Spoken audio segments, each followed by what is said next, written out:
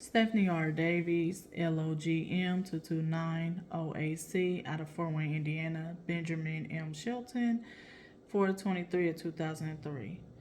We have to do a project, and one of the projects, it had a list of things that we had to do a presentation on, and one of them was transportation. I would like to tell you a little bit about it and why I have chose to do this project on it.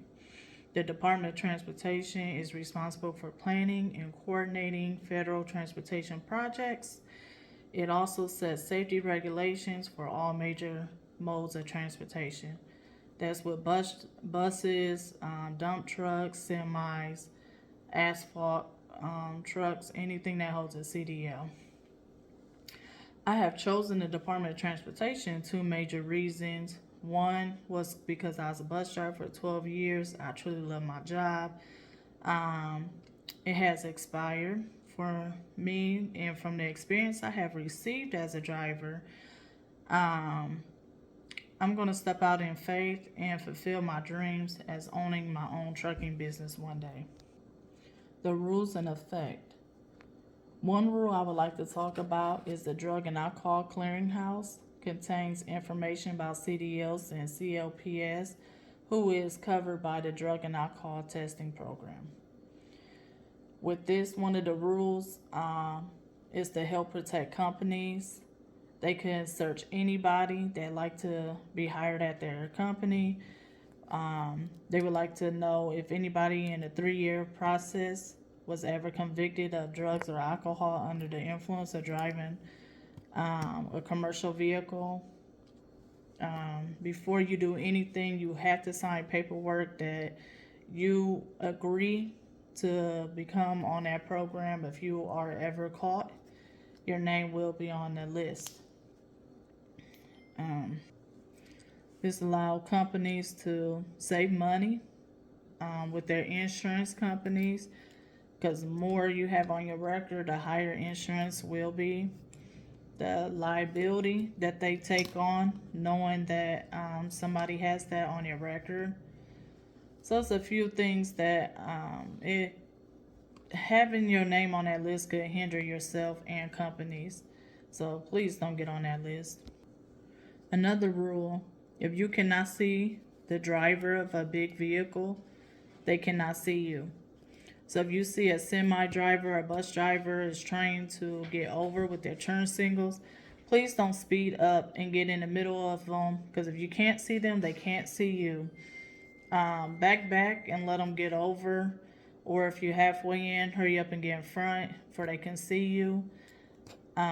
This would prevent accidents, fatal, rollovers, products being messed up in the back of a semi, kids that the bus drivers are carrying, safety.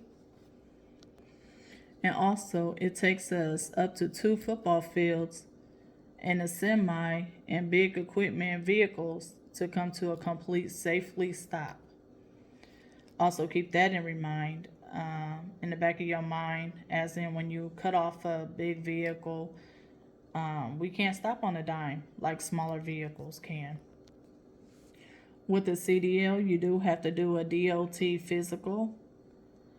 That helps to prevent some medical issues that you may not know of: high blood pressure, diabetes, sleeping disorder, hypertension, and also maybe depression.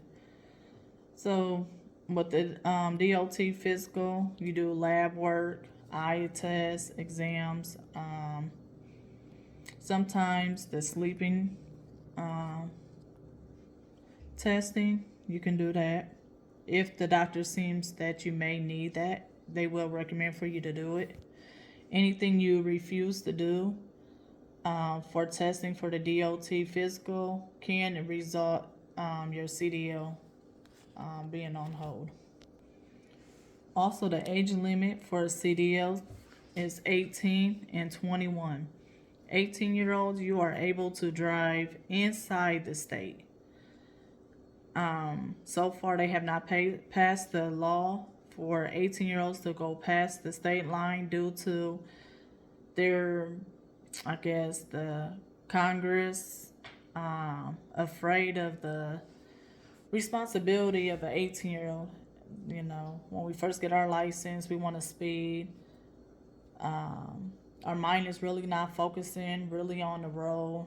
Too much texting when you're younger, stuff like that. So far, they have not passed the law of 18-year-olds passing the state line. Now, when you're 21 years old with a CDL, you can pass state line to drive. We are so lack of drivers right now in the transportation department, where they're really pushing the issue of 18-year-olds driving. But until the numbers of accidents of 18-year-olds and in maturity levels start rising, then right now they won't be able to pass that law. You also have DOT regulations and rules of hours of service. For example, a driver that takes a 30-minute break after logging 8 hours, you have to take a 30-minute break. This prevents you from falling asleep, paying attention to the road, getting something to eat, getting you water, something to drink, hydrate you, to give you that extra boost to keep on going. Drivers cannot drive longer than 11 hours in one workday. That also prevents them from falling asleep behind the wheel, causing major accidents, could cause death in the driver or the pedestrians that's on the road. Also, another one is when you are driving, even though you have your CDLs, you still have to get special permit for hazmat. Just materials, you have to have special training and endorsement. That helps just in case a spill happens, you know how to clean it up, what fire hydrant extinguisher to use, what it does to your health, the environment. So even though you have hazmat things on your semi truck, if you do not have the proper endorsement, you will not be able to put it on your truck or drive that specific truck, like gas tankers, maybe flatbeds with the oxygen tanks on it. So that's a little bit of my presentation. If you have any more questions, you could look on the U.S. Department of Transportation.com. You can find a lot of information on there. Also, smarttrucking.com. Or maybe you could use Google.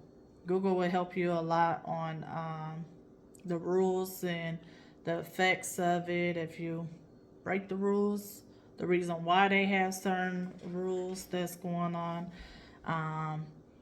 Maybe you want to look further into the drug clearance house for more information and better understanding. You could look on there. Maybe you want to see how much it takes for a vehicle the semi to stop. You could look on there and get more better understanding with the braking system and stuff. Just working together to prevent commercial motor vehicle crashes and deaths that may come across. So hopefully you will learn something from this video and have fun and see you out there driving.